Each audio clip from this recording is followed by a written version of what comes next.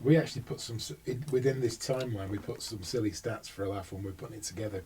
And do you know that Down Down is a bit of trivia? No, it actually knocked Mud's "Lonely This Christmas" off the top of the UK singles chart. You sure? That's what it says here. I remember being told we were number one. You asked Bobby, came and told me we were in France. And we'd already asked to do the Top of the Pops and we couldn't. They said, well, can't you use last week's thing, you know?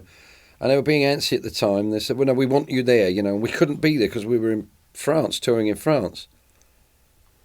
And we didn't do it, whether they used the clip or not. And it went to number one the following week. And I sort of splashed a lot of water over a bathroom. It's the closest I come to wrecking anywhere. You asked Bob, and it was fabulous. But there was a few moments of, so you were number one for a few moments, and it moved on. But I don't remember it being near Christmas. January, straight after Christmas. Fucking changed his tune, didn't he? Yeah, fine. Oh, fine. Yeah, we ditched that one. Yeah. This again is one of those stats that probably, you know, you're the artist, you did it. You're probably just going to go, well, okay, fine. But obviously, there's a thing back in the 70s where EPs weren't legible for a singles chart, and etc., etc. Yeah. But the Quo Live EP actually became the first EP to go top 20.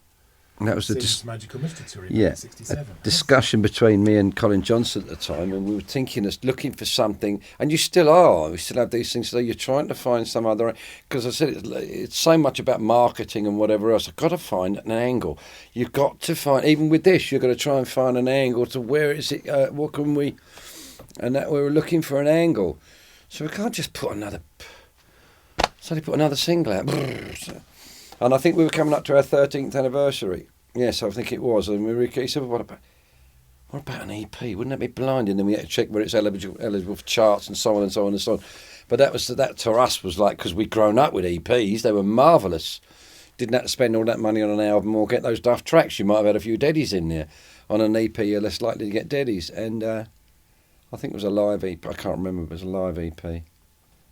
But that wasn't so much about what was on it and I was getting that more that way, I suppose. I was getting older, just getting in there. Good, we got in there again. Good, we got in there again. And it's always been like, come on.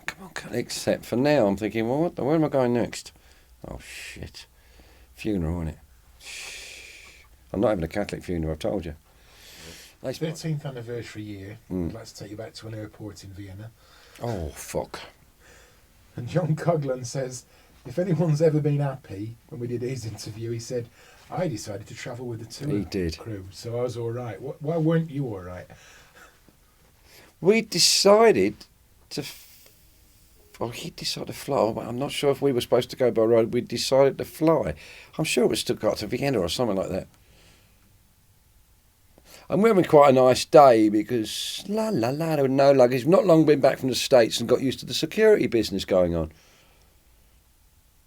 And it's a day after, and we walked through singing, and la la. And there's a few other guys that we used to know in Marmalade who were out with, I always forget his name, Rick Wakeman. So it was all these muckers together, lovely time. See you, lovely, see you. And we're having a laugh and a joke, me and Ricky, and we go down this escalator. And at the bottom of this escalator, look at that dickhead there, look. He looked like fucking Benny Hill. He had the cat on, but slightly twisted, and he had a gun, you know. Fucking dickhead, you know. And we used to call them Pongos, or some name we had for us. We're laughing and joking. We turn right, get up to this security thing. People are queuing up, and so we went to do is you just hold your boarding pass up because you've got no bags and walk. Oh, fucking hell, that was a mistake. And these guys go fucking nuts suddenly, and me, him, and Alan were there, and I think me and Alan had stopped, and they'd pulled Ricky. This guy pulled him through. Oh shit, this don't look good.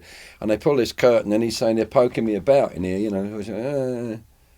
So they push him through the other side. And this guy went like that to Alan Lancaster and picked him up, like went to grab him by the lapels. Like I went, no, too late. He put the three of them on the floor. I know you say you didn't, but you did. He put the three of them on the floor in seconds. I mean, they shouldn't have touched him. And he was, don't touch me. You do what you like, don't touch me. And this has all gone off, and suddenly we turn around, and the dickhead, Benny Hill, with the twisted glasses, is standing there looking at it with his barrel, and his barrel's going like that. Don't fucking move, because he's going to go, you know. So somehow we get through, they put us in this room out the back, and Bob's got to try and get us going. And this is Alan's baby face all the time, which is why I think he's always kept his tash. I think he's got a great baby face, but you know, there's this thing to be a man and stuff. And they took him in his back room and they knocked some kinds of shit out of him, and he never murmured. That's how much tough he is, you git. He's just, I would have cried my eyes out. He was all beat down here and beaten down here, but he didn't make a sound, and they were desperate for him to make a sound. So anyway, Bob's talking to me and Rick, and there's an ashtray there, and then Bob's fine. He's not nothing to do with it somehow. And he's got a denim jacket on, you know, he's standing there. I think you could have a cigarette, and Rick had said let's have a cigarette, so I was sitting there with a cigarette, and then Bob's gone. So he's got a bit of hash in his pocket. Okay, now, do you know where we are? I'm in Austria back then, so he puts it in the ashtray. Whew, we forget about it. Great. Sitting there all of a sudden. You didn't put the snout out in the ashtray, did you? Oh. Try to... And they eventually stick us in the back of his take us to some station down the road, a regular police station, and these guys were laughing their heads off because they thought we'd beat up the thingy security police, but there was no badges on them or anything. We eventually overnight in this prison. Fucking hell.